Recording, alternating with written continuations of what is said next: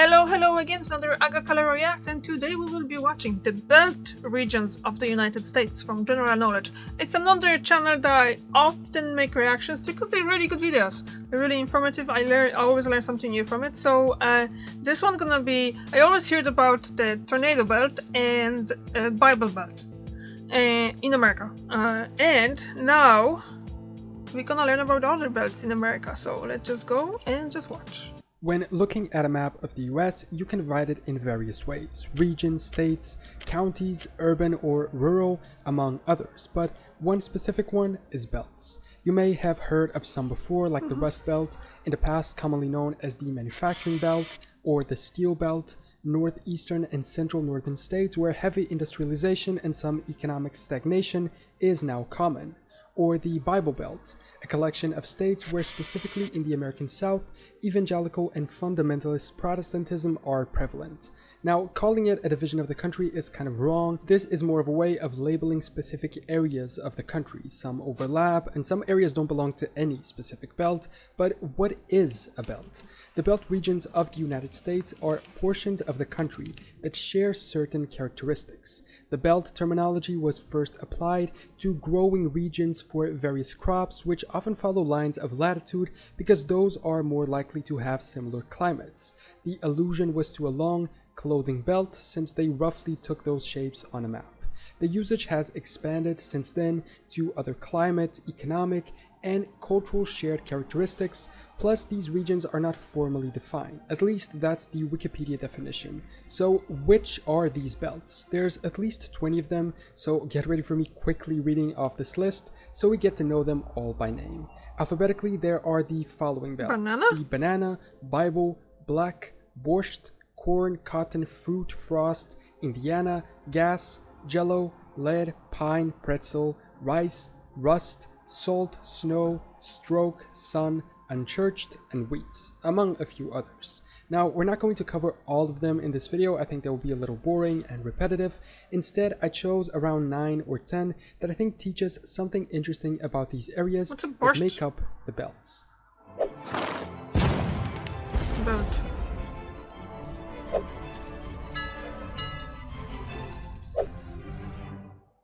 So let's jump into it, starting with the Bible Belt. The Bible Belt is a part of the southern United States and includes one Midwestern state, Missouri. Here, conservative Protestant Christianity is very influential, and people attend church more than in other parts of the country. In it, fewer people identify as non-religious compared to the West and Northeast regions. For example, only 12% of people in Alabama say they're not religious, while Tennessee has the highest percentage of evangelical Protestantism at 52%. The influence of this religion is strongest in certain parts of Georgia, Tennessee, Alabama, Mississippi, North Carolina, Virginia, West Virginia, South Carolina, and even stretching as far as Texas. The term Bible Belt was first used by American journalist H.L. Mencken in 1924, and he meant that religious beliefs were strongly held in this area. This is connected to the early rural nature of the region, as well as specific evangelical movements which began in the 1800s.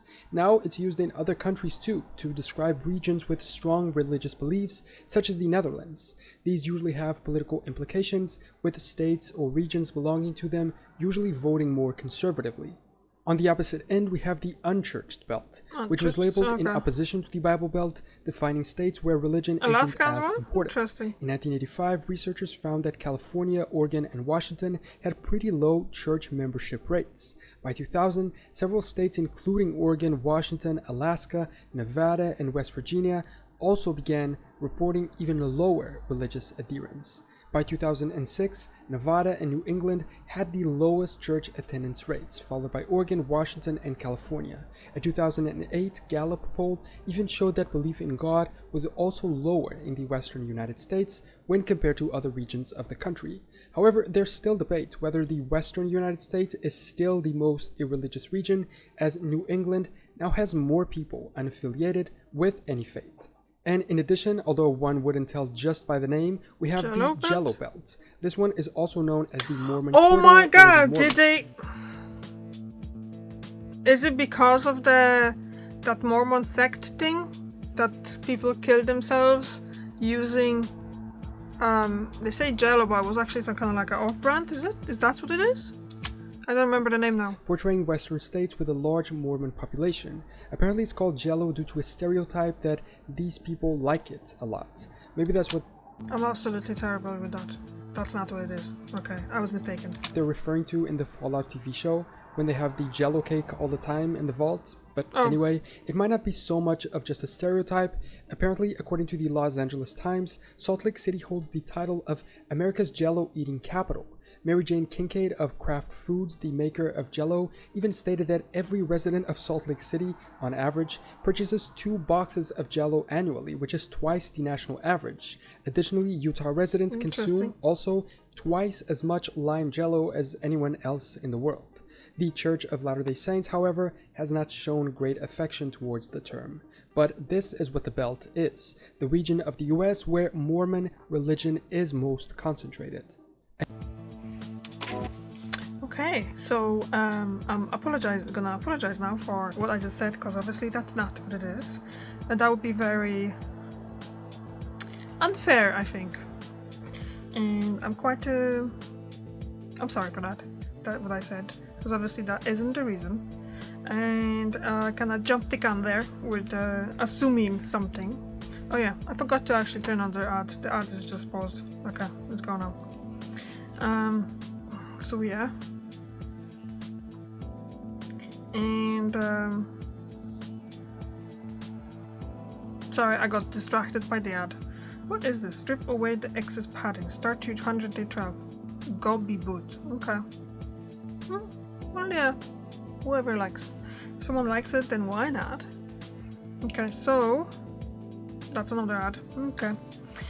And like I said, I heard about multiple ones, but I didn't realize there would be another one that's gonna be connected with religion in such a strong way, like the Bible Belt did. So, we're back. Okay, so this is here, and we can go. What if you wanted to browse the internet as if you were living in one of these regional belts? Well, with NordVPN you can do it without leaving your home. NordVPN is a long-standing partner and friend of the channel. They've made more videos possible than any other of our brand partners. And I love that because I actually love their services. They are a VPN that actually works and are fast at what they do. Sometimes I want to access a website that is geo-restricted for whatever reason, and using NordVPN allows me to do so. They also set themselves apart from others because they're not just a VPN, but also offer a complete additional set of services for you to be safe online, with the list growing more and more depending on which sign-up package you choose.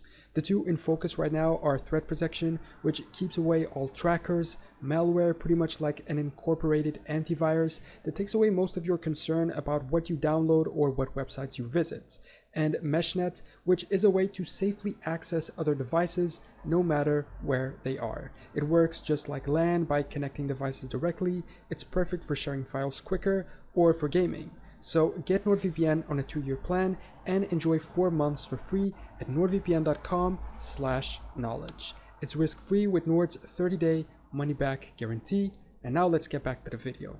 Moving on from religion, we have the other iconic one I mentioned at the start, the Rust Belt. I heard about that. It was once known as the Steel Belt. It's a region in the northeast and midwestern United States, sometimes painted along with parts of the northern southern states. It includes areas like western New York, Pennsylvania, Ohio, West Virginia, Indiana, Illinois, Michigan's Lower Peninsula, southeastern Wisconsin, and small parts of Kentucky, New Jersey, and the St. Louis metropolitan area in Missouri. The term Rust Belt refers to the decline of industry, especially steelmaking, since steel rusts, automobile manufacturing, and coal mining, due to factors like deindustrialization, economic decline, population loss, and urban decay, sort of in a vicious cycle where each cause all of the rest. While Boston and New York adapted and shifted their economy towards the third sector, many of these other states failed to. The term became popular in the 1980s, contrasting with the booming Sun Belt in the South, which is the next on our list. It includes the southeast and southwest regions of the US, with climates ranging from deserts to tropical zones. After World War II, many people moved to the Sun Belt, seeking warm weather, retirements, and job opportunities, and still lots of people have been moving to the Sun Belt lately, with 12 out of the 15 fastest growing US cities located there as of 2023. And what about the Black Belt? It stretches along specific counties of Louisiana, Alabama, Mississippi, Georgia, and the Carolinas, as well as Virginia. By 1894, political commentators used the term Black Belt so often that it was already very well known in the US. And by 1900, the term was commonly used to denote the geopolitical region. The 2020 census map shows us how this is still a reality today. Its origin is related to the social history of slavery and black labor within the southern region, which is coincidentally also known for its rich black soil, giving the second meaning to the term. This area is historically centered around cotton plantations, also included tobacco, near the Virginia-North Carolina border. Controlled mainly by wealthy white people, the land was cultivated by predominantly black slaves, who often made up the majority of population in many counties. Following 1945, mechanization replaced much of the labor force, leading to the Great Migration of workers to cities in the Midwest and West instead. Despite changes in labor dynamics, the term Black Belt persists, and the Cotton Belt, which is also known in the region, is necessarily connected to it for the same reasons. To wrap things up, and like I mentioned at the start, the concept first emerged with agriculture and farming, so what are some of those belts that still remain today? One example is the Corn Belt, which spans from Ohio to parts of Kansas, Nebraska, and the Dakotas. It includes portions of Minnesota in the north and Missouri and Kentucky in the south. Iowa and Illinois are the central hubs of the region, collectively producing a third of the nation's corn. A disproportionate amount considering its size, the reason being adequate soil and federal subsidies. Or the Wheat Belt, which almost divides the US in half and consists of the areas where wheat is the primary crop. The Rice Belt is another example. Oh, over there. I was actually wondering recently, I was doing a reaction to a video about rice, and they mentioned that America produces 5% of rice, what kind of surprised me.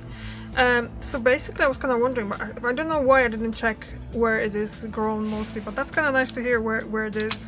No. Almost all of the rice in the US, since it has the terrain and weather conditions that encourage it. And then we have other ones, like the Frost Belt, a region known for its icy winters and heavy snowfall. It includes the entirety of New England and much of the mid-Atlantic. I thought that would be like the whole north. Which is different, for instance, from the Snow Belt, which is made up of 3 areas near the Great Lakes that get a lot of snowfall. The reason for all the snow is something called the lake effect snow, which happens when cold, dry air moves over the warmer water of a lake, picks up moisture, and then drops it as snow when it moves inland. Each of the 5 Great Lakes actually has its own snow belt. Lake Ontario's is in upstate New York. Lake Erie stretches from Cleveland, Ohio to New York. Lake Michigan's covers the western part of Michigan, and Lake Superior's includes northern Wisconsin and Michigan's Upper Peninsula. So, those are the so-called belt regions of the United States, some defined and named based on economic factors, others on cultural or religious ones, and some due to the origin of the belt concept belonging to an area where a specific crop is grown. Here we mostly understood why the regions have these names. If you want to learn about why and how each belt came to be this way, like we did for instance with the Black Belt or the Bible Belt, I can also make dedicated videos on each. Do you agree with these belt regions, or would you remove/add any states or part of states to them? In addition, are there any other interesting belts that you know of that I didn't mention here, either in the US or any other place? I know for instance India has a Hindi belt. Let me know in the comments. Thanks for watching this video, subscribe to catch future ones, and I will see you next time for more general knowledge. That was very interesting, but I am interested in borscht, because it's borscht how he had spelled. It's basically borscht in Poland, and it's a soup. It's very popular and it's quite known, and a lot of people say it's traditional Polish soup. My family always have it for Christmas Eve dinner. So let's just see. Borscht belt.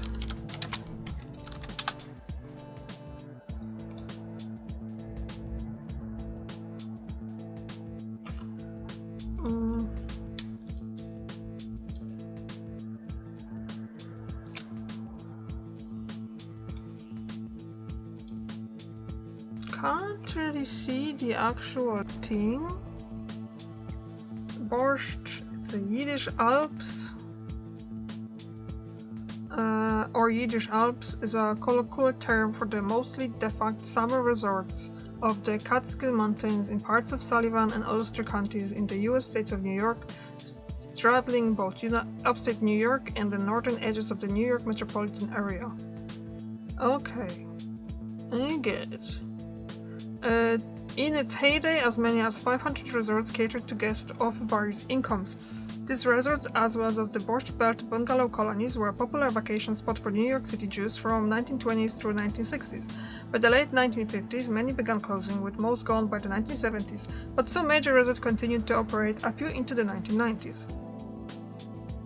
The name comes from borscht, a soup of Ukrainian origin made with beetroot as the main ingredient, giving it a deep reddish-purple color that is popular in many Central and Eastern European countries and brought by Ashkenazi Jewish and Slavic immigrants to the United States. The alternative name was coined by Abel Green, then editor of Variety, and is a play on existing colloquial names for other American regions such as the Bible Belt or Rust Belt. An alternate name, the Yiddish Alps, was used by Larry King and is satirical, a classic example of Borscht Belt humor. Okay, that's kind of interesting. I'm not going to read all of it. I got my interest. What's the word for it? I don't know. Like interest. My interest got. I really keep forgetting words. I don't know why. If I remember what word I'm looking for, I'm gonna put it in here. Yeah. So thank you very much for watching, and I see you tomorrow. Bye.